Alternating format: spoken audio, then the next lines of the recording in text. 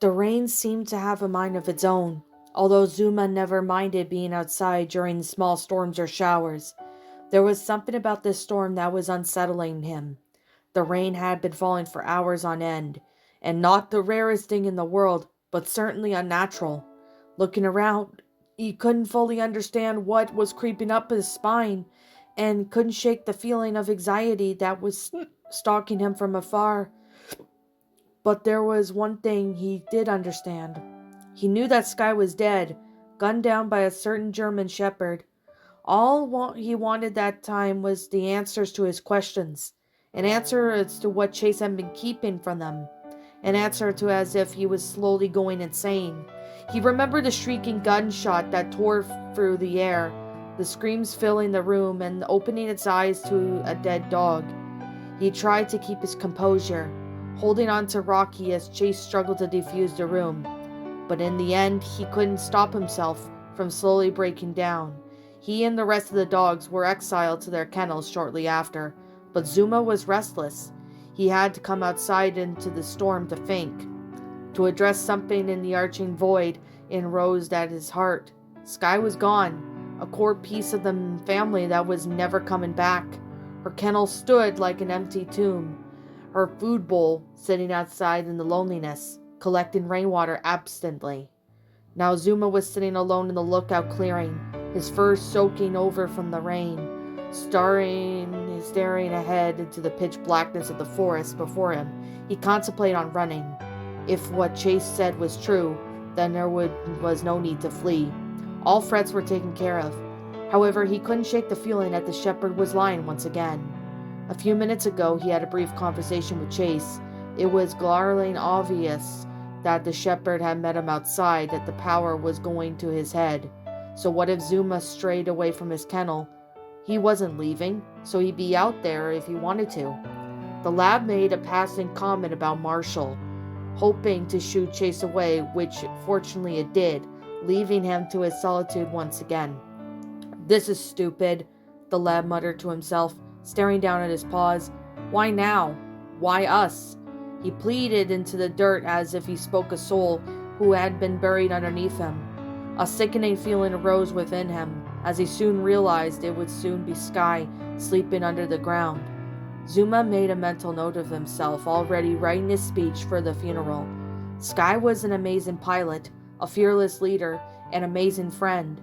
Tears ran down his face as he silently rehearsed his words into himself, mixing with the rainwater. A rustling sound behind him caused the lab to look up from his grieving. Glancing behind him, he spotted Chase leaving Marshall's kennel. Walking out into the rain, Zuma instantly whipped his head away to prevent locking eyes with him, refusing to even meet the gaze of his shepherd who put him down, one of his best friends. As he heard the shepherd's paw steps fade away back to the lookout's entrance, he sighed and turned back to watch him. He didn't want Chase going anywhere near Marshall anymore, not on his life. The apology he had likely taken place between them was an exception, but Zuma made future plans to keep Chase apart from the broken Dalmatian. He watched Chase approach the elevator doors, come into a small device that he had noticed was leaning against the doors. Tilting his head slightly, Zuma gently turned himself for a better look. He remembered seeing the odd machine when Chase brought in, and is asking for a blood test. The police dog mentioned that he was running Sky's blood, likely through that exact device. Zuma suddenly felt a wave of shame run over him, gently lowering his head. Had he been wrong? Had Chase truly been trying to protect them? He watched the shepherd look down at the device, then in confusion spread across his face. "What? Wait," he heard Chase said. "What?" Zuma got up and approached him, slowly and carefully. Chase's face held an expression of confusion, in which it quickly shifted into bewilderment, then sank into horror. "Chase, are you all right?" Zuma said, calling out to him, and the shepherd snapped his attention over, taking the Labrador off guard. "Yeah, I'm fine," the shepherd barked nervously, visible worry flooding his face. "You don't look fine," the lab tilted his head. "What does the machine say?" "What machine?" Zuma narrowed his eyes. "The one that you put Sky's blood in." Oh yeah, that one. Chase chuckled nervously, looking off to the side. Hey, I gotta get upstairs. But what did it say? Said the lab, pressing the word. She's infected, right? Chase hesitated, locking up for a solid second. Yes, that's why I need to go upstairs. Why are you acting like that? The shepherd whipped around almost in panic, grabbing the blood reader in his mouth before Zuma could say anything. The police dog nearly threw himself in the elevator and hit the button to shut the doors. The lab was blindsided by Chase's explosive escape, only able to flash a puzzled expression. What the hell is going on? Zuma watched him go, before turning around to walk home. Sighing to himself, he decided that there were no point in asking questions anymore. He walked up to Rocky's sealed kennel and knocked on the metal sheet door, droplets of water flying off with each knock. Chase, I said go away, came the voice from inside. Rocky, it's me, Zuma gently sounded from behind the door. Oh, sorry. The door opened, revealing a shaken gray mix. Come on in, I have some towels. The lab apologetically entered the den, careful not to track too much water everywhere. Yeah, sorry, it's just the rain hasn't stopped yet, he said with a smile, happy to talk to a dog he trusted. Rocky pulled over a blue towel and draped it over his soaked friend. Zuma watched him, noticing Rocky's sullen expression. How are you feeling? Awful, Rocky confessed, climbing back to his bed. I'm just trying to get through the night. I just can't believe she's gone. He looked up at Zuma with pained eyes. How come he could just do that? His voice began to break. How can he just...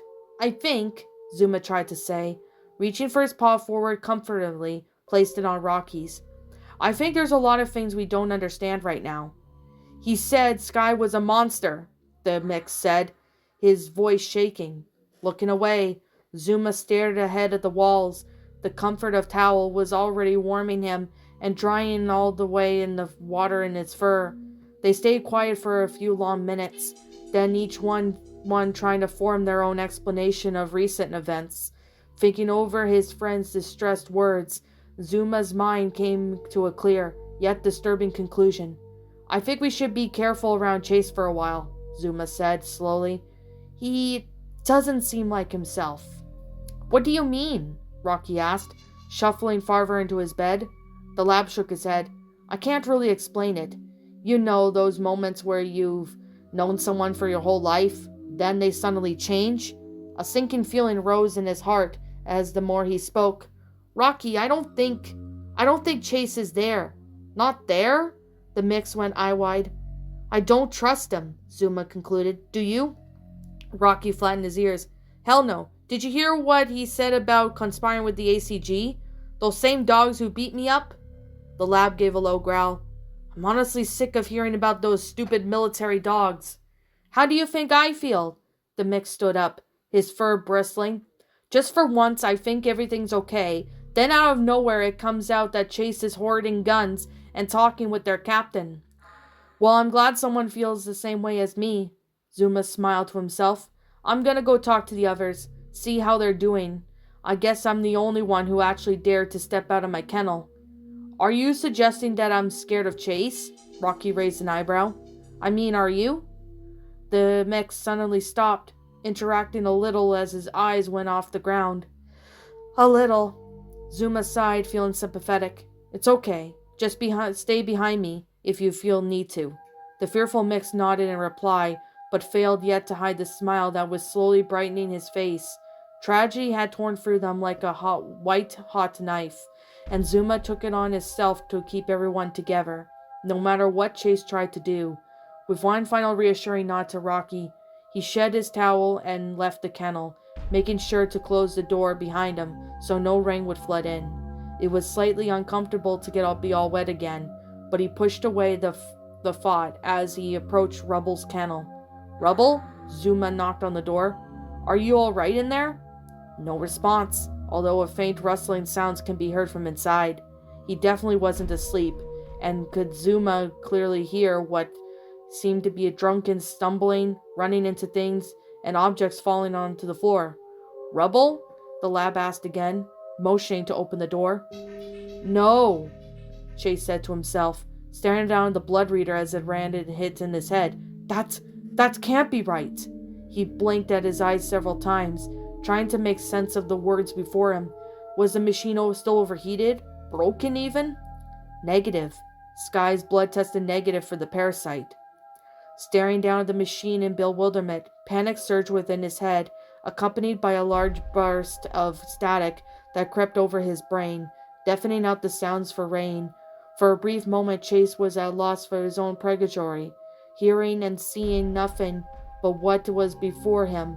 His breath quivered, paws trembling as he held Sky's results. "Chase?" came a voice to his right, and the dog snapped his attention over. It was just Zuma. Usually Chase would feel relief, but he was panicking. He had to get away, get upstairs, anywhere flee from the madness for just a moment just to comprehend it. "Are you all right?" Zuma asked wearily. The opposite, to be exact. Chase's head was screaming the white noise, and for a moment he didn't recognize the Labrador. "Yes, fine." "You don't look fine. What does it say?" Why was Zuma always so nosy? Why was Zuma anything that he was? He thought that he gave a rise of a feeling of anger, hostility, that bristled within the shepherd. Was always Zuma, always that stupid lab who broke the rules, caught up in the sounds of his head. Chase could even barely register his friend's questions. "What machine?" he breathed out, confused. "The one you put Sky's blood in."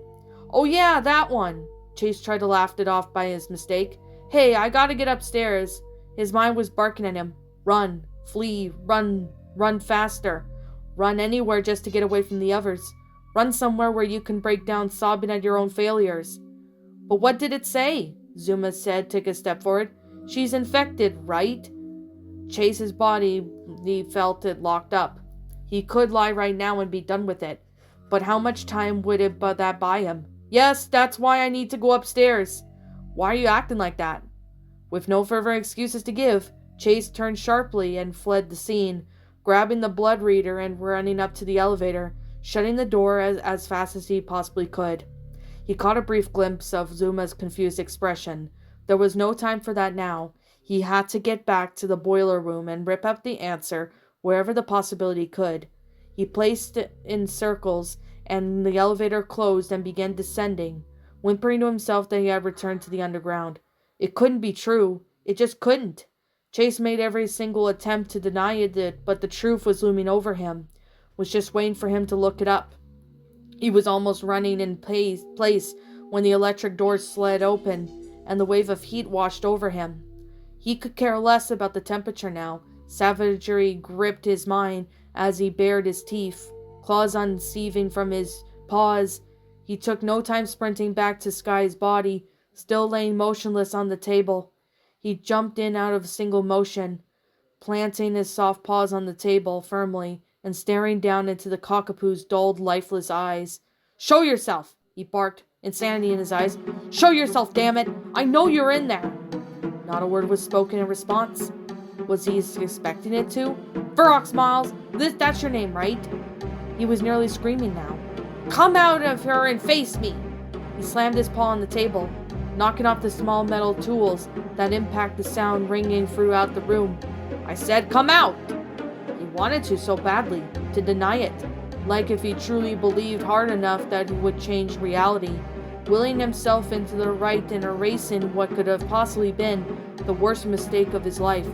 "Come out!" His voice lowered, breaking tears that spilled from his eyes. "Please!" Sky wasn't infected. She never had been. Her blood was inserted into the machine and came back negative. He tried desperately to form an explanation in his head, like Ferox Miles switching bodies or leaving Sky, but it never left the original body unscathed. If it had decided to leave Sky, she would have been slaughtered in the process. The only thing that made sense now was Chase's worst nightmare. He had murdered her. He was wrong, guessed incorrectly with the most trivial decision of his entire life. Now incoherent dog was dead, murdered by his own paw. And for what? What could she have possibly sacrificed herself for? Was there even a threat to begin with? Static churned in his head as a crippling question surrounded him. Was the parasite even there to begin with? Was Sky really just sick with the common cold? Anguished at this failure, Chase slowly let himself down from the table. Each step of his paw was shaking, his very soul struggling to live with the reality of having killed one of his closest friends. Every moment he tried to make sense of the situation. His mind only blocked it out. He could only do now was deflate. Lowering himself to the ground and tucking in his paws, silence filled the air for a long moment, and Chase closed his eyes and wept on the floor, mourning the beloved friend he put down. Upon opening his eyes again, he sat up and looked to the floor, remembering the pup pack that still sat on his back. Chase realized the source of their problems in the first place. "Rough ammunition," he barked sadly. On the perfect command, the mechanical arm extended out of the pack, brandishing the same firearm he had used earlier that day. Chase reached up and removed the gun from the arm, now holding it into his own paws. His weeping eyes inspected the weapon, turning it over a few times. Sky was dead, and it was all his fault. The crime is executed from every tool in his paws. Was it always true in this case? He was a police officer after all, and such authorities were no strangers to violence. What was it that made him pull the trigger on her? Delusion? Or had the violent nature of police officers suddenly gone to his head? He started making a decision. "I'm turning myself in." He sighed and tossed the gun away, not even caring where to see through it. He heard the metal sound of the impact the weapon collided with the floor. Most likely behind some junk now. He didn't deserve to carry a gun. He didn't deserve his badge, his uniform, his title. He wouldn't complain if it all stripped away from him. Moving his paw up to his neck, he felt the tag that still hung from his collar, the one Cyrus had given him. The tag had the emergency radio implanted inside. "I failed," he said in resignation, realizing that there was no hope for him now. He unclipped the radio and tossed it away along with the gun. No point in helping the ACG. No point in even speaking to them anymore. What would Cyrus say at the revelation that Chase was truly just a puppy who didn't understand what he was doing? Was there the only thing Chase could do now?